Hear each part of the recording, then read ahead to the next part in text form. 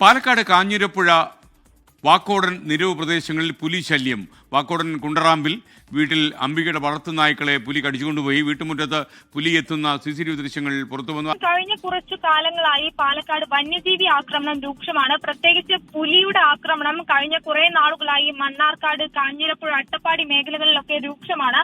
ഇന്നലെ കാഞ്ഞിരപ്പുഴയിലാണ് പുലി ആക്രമണം നടന്നത്. പൂഞ്ചോല കുറ്റിയാമ്പാടം അമ്പുവിന്റെ വീട്ടിലാണ് വളർത്തുനായെ ഈ പുലി കൊന്നു തിന്നത്. ഒപ്പം തന്നെ കഴിഞ്ഞ ദിവസവും ഇതേ മേഖലയിൽ പുലി എത്തിയിരുന്നു.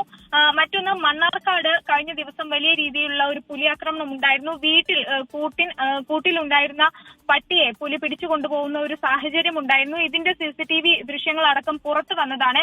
എന്തായാലും ഈ ദൃശ്യങ്ങൾ എല്ലാം വനം വകുപ്പിന് ഇപ്പോൾ ഈ പ്രദേശവാസികൾ കൈമാറിയിട്ടുണ്ട്.